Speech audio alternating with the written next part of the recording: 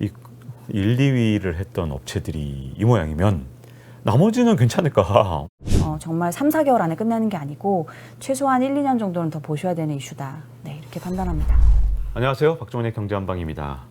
최근에 중국 부동산 개발 회사들의 유동성 문제가 계속 불거지면서 이 중국 경제가 과연 어디로 갔냐 궁금하신 분들 많을 것 같은데요. 중국을 자주 오가면서 시황을 분석하시는 KB증권 리서치본부의 박수연 팀장님을 모셨습니다. 안녕하세요. 안녕하세요. 네. 초미의 관심사죠. 이 헝다 사태 이후로 계속해서 부동산 개발 회사들의 문제가 터지고 있는데, 자 일단 이제 헝다가 미국에 파산보호 신청을 했네 만에 이것도 지금 논란거리 이 자체도 지금 일단 현재 상황 어떻게 봐야 됩니까? 이게 파산보호 신청의 절차가 굉장히 많이 있어요. 지금 신청한 거는 파산보호법 15조에 의거한 겁니다. 이건 정확히는 파산을 하는 건 아니고요. 구조 조정을 하는 과정에서 미국에 있는 자산을 보호하기 위한 절차로 보시는 게 정확하고요. 그래서 지금 문제가 된 이 비구이완, 헝다 이러한 기업들이 파산을 할 거다라는 우려가 있는데, 헝다는 가장 먼저 시작이 된 기업이고 여기는 아직 파산을 했다라고 보는 거는 좀 이르다. 그래서 구조 조정이 어떻게 잘 되는지에 대한 요 관계들을 저희가 좀 지금씩 다시 좀 짚어가는 게 중요한 것 같고, 근데 이제 투자자들의 의구심은 이건 것 같아요. 구조조정을 한다고 계속 얘기를 하고 있는데 과연 이게 신청한 이 뭔가 의지만큼 잘 될 것인가, 기존에 가지고 있는 자산을 청산해서 채권자들한테 과연 정상적으로 상환을 할 수 있는 것인가, 이 불안감이 사실은 비구예안까지 좀 연결이 돼서 우리를 좀 불안하게 하고 있다, 이렇게 좀 보고 있습니다. 사실 헝다 사태가 좀 불거진 걸 따져보면 2년 가까이 됐지 않습니까? 네. 근데 이거가 아직까지도 문제가 되고 있다는 건 이게 중국식으로 좀 천천히 처리해서 그런 건지 이게 어떤 식으로 해석해야 될지 궁금하네요. 그러니까요. 이게 2021년에 정따가 시작이 됐는데 굉장히 큰 기업이긴 합니다. 중국 부동산 기업 중에서 매출액에서는 2등 기업이었고요. 비구이완직 문제가 되고 있는 기업은 1등이었고 그 헝다 같은 경우에는 부동산 하나만 영위하는 회사는 아니었고요. 문어발식으로 굉장히 많은 투자를 했습니다. 자동차 회사도 가지고 있었고요. 미디어 회사, 출판사 이런 것도 가지고 있었어요. 그러다 보니까 정리하는 데 시간이 꽤 오래 걸리는 게 아닌가라는 생각이 들고, 저는 결국에는 공적 자금이 들어갈 수밖에 없다라고 보고 있고요. 그 과정에서 정부가 핵심 기능들을 국유기업이 조금씩 그 롤을 가져갈 수 있게 어떤 영향력을 좀 넘겨가는 이러한 큰 전환기로 지금 삼고 있는 게 아닌가. 그래서 시간이 굉장히 좀 느리게, 더디게 전개가 된다, 이렇게 좀 보고 있습니다. 네. 그런데 헝다가 처음 이제 문제가 생겼을 때, 헝다라는 회사가 이제 말씀하신 대로 전기차도 만든다 그러고 그러니까 야, 이게 문어발에서 망한 거지, 이게 정상적인 그런 부동산 개발에서는 괜찮아라고 했던 상황에서 비구이안이라는 회사, 이건 좀 정부의 가이드라인도 잘 따르면서 그래도 부동산에 집중했던 회사 아닌가요? 이번에 비구이안 문제가 생긴 건 헝다하고 또 다른 문제가 아닌가 싶거든요. 네, 비구이완은 가장 제가 보기에 문제의 핵심은 3, 4선에 집중적으로 공급했던 것 같아요. 중국은 지리적으로 워낙 넓으니까 이 우리나라의 수도권 역할을 하는 그 기능의 지역을 1, 2선, 그러니까 조금 더 이 토지 가격이 비싸게 형성되는 지역들이고, 3, 4선은 상대적으로 수도권이 아닌 지역이라고 보시면 됩니다.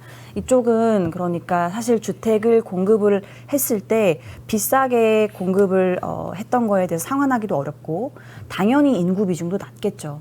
그러니까 이 난개발, 수요 없는 공급을 계속 하게 되면 중국 정부 입장에서 너무 문제가 커지는 거고요. 이게 더 심각해지면 우리가 얘기하는 일본에 잃어버린 10년, 30년이 중국에도 도래할 수 있는 겁니다. 그러니까 중국 정부 입장에서는 이들의 제동을 걸 수밖에 없었던 이러한 과정에 좀 있는 게 아닌가로 보여져요. 근데 1위 업체가 보통은 일선 도시 이렇게 대도시로 중심으로 개발할 것 같은데 1인데 왜 3, 4선을 이렇게 집중했는지 좀 궁금한데요. 1, 2선은 이미 많이 개발이 됐죠. 어. 네, 솔직히 말씀드리면. 네. 그래서 3, 4선에 새로 택지를 지을 수 있는 지역들을 좀 선별한 것 같고요. 근데 문제는 중국이 매 분기마다 정치국회의라는 걸 하거든요. 최근자로 7월 25일 날 이제 끝났는데, 그때 했던 문구에서 두 가지 특징적인 게 있었어요. 첫 번째는 부동산은 투기 대상이 아니다라는 게 없어졌고요. 그러다 보니 좀 시장이 환호를 했던 측면이 있고, 두 번째로는 저는 이제 후자의 경우가 더 중요하다고 봤는데, 중국 부동산 시장의 공급과 수요에 굉장히 큰 변화가 생겼다라고 했습니다. 근데 여기서 그럼 공급이 중요하다는 건지 수요가 중요하다는 건지 좀 애매하잖아요. 공급을 중요하게 생각했으면 디벨로퍼한테는 좋은 거고요. 수요를 중요하게 생각했으면 공급을 줄여야 되는 거죠. 왜냐하면 인구가 줄고 있잖아요.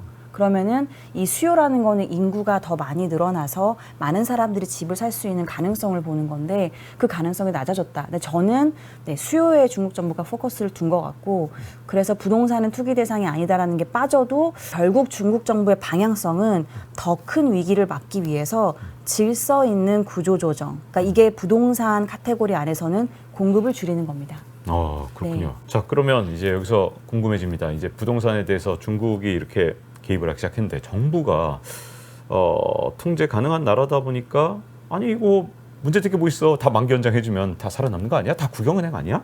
라는 시각도 있고 아니 중국 경제 전체를 다 중국 정부가 다 통제한다는 게 가능하냐? 이렇게 보는 시각도 있는데 어떻게 보시나요? 그래서 이 중간 정도의 궤도를 보시는 게 저는 조금 더 정확한 것 같아요. 중국 정부가 당연히 전지전능한 신이 아니기 때문에 모든 상황들을 통제하고 리스크를 관리하기는 어렵겠죠. 그리고 지금 중국 경기가 안 좋다는 건 다들 알고 계시기 때문에 어디서 사실 구멍이 생길지 섣불리 판단하기는 좀 어렵기는 합니다. 그렇지만 제가 보는 방향성으로는 일단 세 가지 앵글이 좀 필요한 것 같아요. 첫 번째, 우리나라 이제 IMF 사태처럼 외화 채무가 많은가? 지금 위안화가 굉장히 가파르게 사실 약세로 돌아서고 있거든요. 그러면 외화 채무의 빚이 너무 크면 이 문제가 터질 수 있습니다.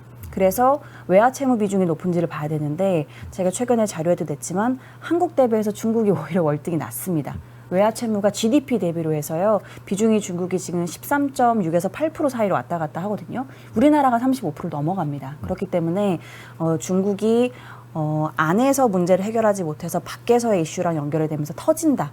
그러니까 이게 리만 사태, 그러니까 서프라임 모기지 같은 이슈로 확장될 거다라고 보는 거는 저는 좀 연결고리가 약하다. 그럴 가능성 좀 낮다라고 보고 있고요. 두 번째는 뭐냐면 그럼 안에서 은행권에서 문제가 생길 가능성 없는가? 결국에는 이들을 대출해 준 게 은행들일 테니까요. 은행의 부실채권 비율을 제가 정리해서 좀 데이터를 계속 면밀히 보고 있는데요. 물론 절대적인 숫자는 좀 의구심이 가긴 합니다.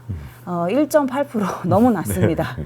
그렇긴 한데 저는 그 추세를 믿어요. 그러니까 내려가고 있는지 올라가고 있는지 이것까지는 숫자를 속이기가 저는 좀 어렵다라고 보이거든요. 그래서 중국 정부도 이거는 어려우니까 청년 실업률 같이 그냥 공개를 안 해버리는 그러한 방식은 취해도 추세를 바꾸기는 어려운데 추세가 중국이 놀랍게도 코로나 때 쭉 떨어져 왔습니다.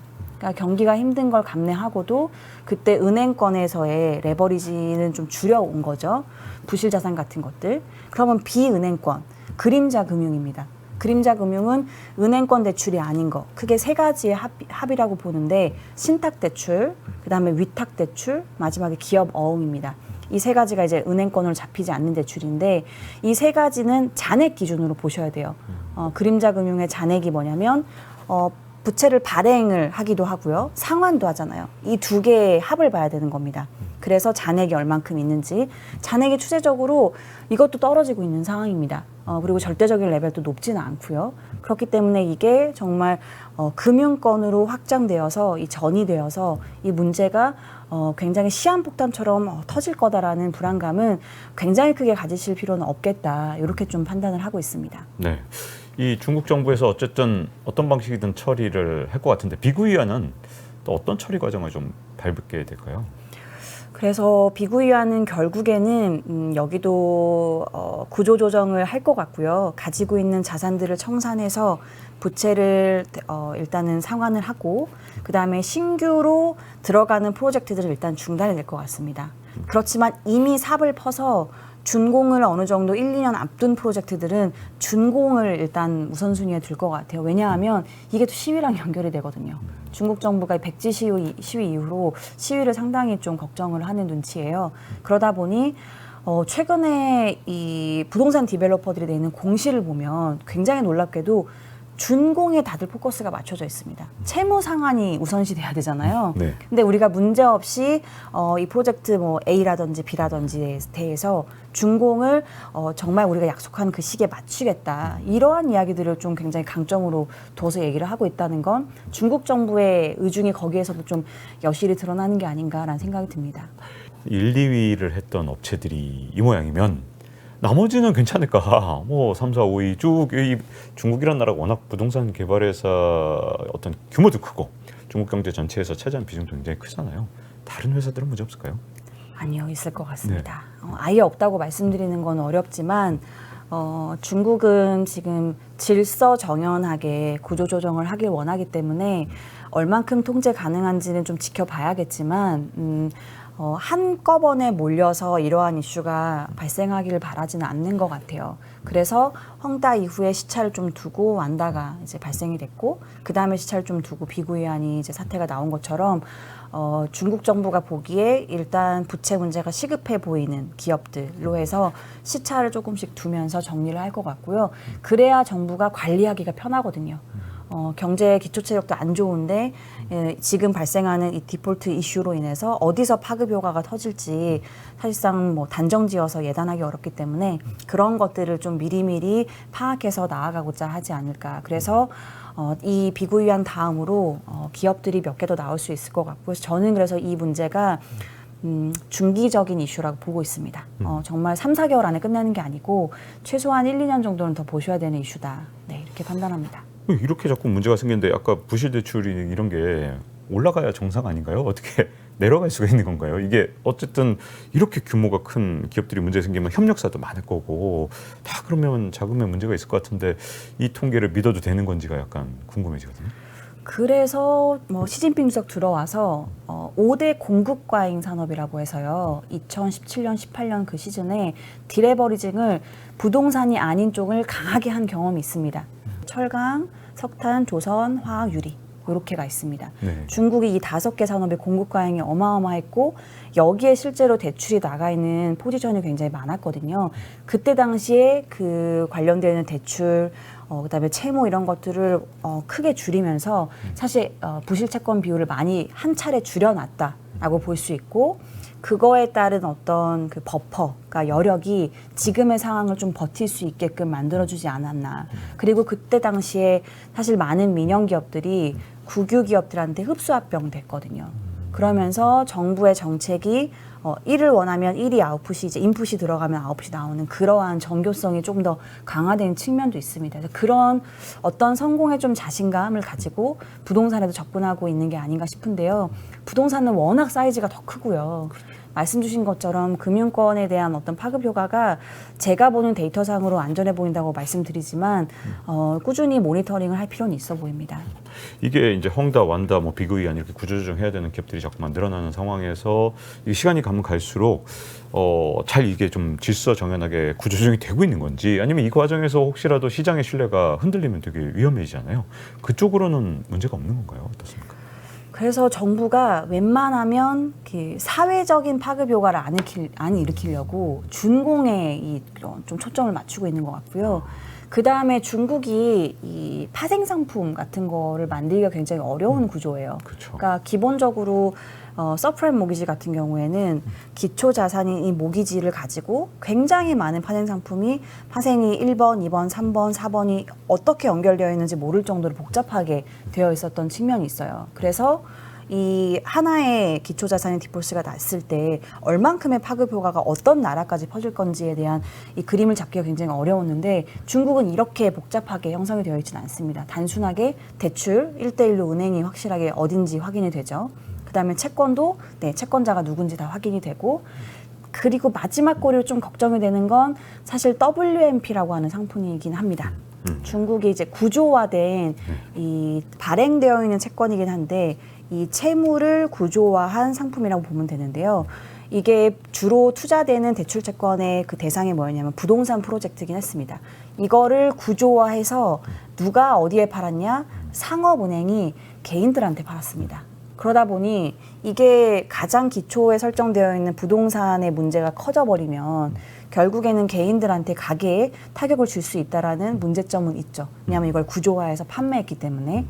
그런데 이거를 선제적으로 중국 정부가 규제를 하긴 했습니다. 그 말씀드린 5대 공급 과잉을 하는 그 시즌쯤에 중국 정부가 WMP에 담을 수 있는 품목들을 굉장히 제한했고요. 그러니까 위험한 거, 하이 리스크, 하이 리턴 하지 마라. 그러니까 이게 상업은행에서 많이 팔렸던 구조화 상품이었던 이유가 수익률을 굉장히 높게 제시했거든요. 가장 높게 제시했을 때는 뭐 10%, 13% 이렇게도 제시했습니다. 네. 근데 이게 지금 수익률이 제재를 하다 보니까 기대되는 예상 수익률이 6개월로 봤을 때 뭐 1점 후반대? 그러니까 2%가 안 됩니다. 네. 중국이 기준금리를 계속 내린다고 해도 3.5%대거든요. 네. 그러다 보니까 사실상 지금 이 문제가 굉장히 심각해질 건가. 또 WMP도 지금 절대적인 잔액 규모가 굉장히 큰가. 네, 규모가 크긴 하지만 추세는 떨어지고 있기는 합니다. 네. 그래서 이거를 어떻게 잘 정리해 나가는지는 네, 저희가 좀 살펴봐야 될 것 같아요. 올해 초죠. 뭐 중국의 지방 정부 중에서 뭐 동북 삼성 같은 경우는 돈이 없어서 난방 관련해서 보조금을 못 줘갖고 이 중국의 동북 삼성의 주민들 중에 일부가 추위에 떨었다. 뭐 이런 얘기들이 나온 건 결국은 지방 정부의 세수의 상당 부분을 차지했던 이 부동산이 문제가 된 게 아니냐. 그래서 지방 정부 또 올겨울에 괜찮겠나. 뭐 예를 들어서 뭐 그런 것들은 어떻게 보시는지 궁금한데요. 지방 정부는. 그래서 지방 정부는 어쨌든 국유화 카테고리, 그러니까 국유 기업이면서 중국 정부가 이 전체 나라의 어떤 자산으로서 케어를 해야 되는 집중 케어 대상이기 때문에 저는 공적 자금이나 중앙 정부가 가지고 있는 재정 여력이 많지는 않지만 최대한 여기에 총동력해서 지원을 할 거라고 보고요. 그런 관점에서 최근에 이제 채권 같은 것들 추가로 발행해서 지원하겠다라고 이야기를 한 것 같아요. 그래서 지방 정부의 부채 문제가 심각하다는 건 우리가 모두 알고 있고 이거는 사실 민영 부동산 디벨로퍼랑은 좀 다른 스탠스로 중국 정부가 접근하고 있습니다. 적극적으로 공적 자금을 투입해서 이들의 안정화를 앞으로 꾀하려는 노력을 더 강화하지 않을까를 보고 있습니다. 네. 자, 지금까지 이제 중국의 부동산 문제에 대해서 알아봤습니다. 리오프닝을 아무리 한다고 해서 굉장히 강하게 나올 수 있을까? 이러한 의구심들이 있었거든요. 근데 실제로 그런 것들이 조금씩 하나씩 나타나는 과정에 있는 것 같아요. 그러니까 부동산의 구조조정을 얼만큼 문제 없이 잘 해낼 수 있는지 이 결과에 따라서 잃어버린 10년을 갈지 안 갈지가 결정이 될 것 같습니다.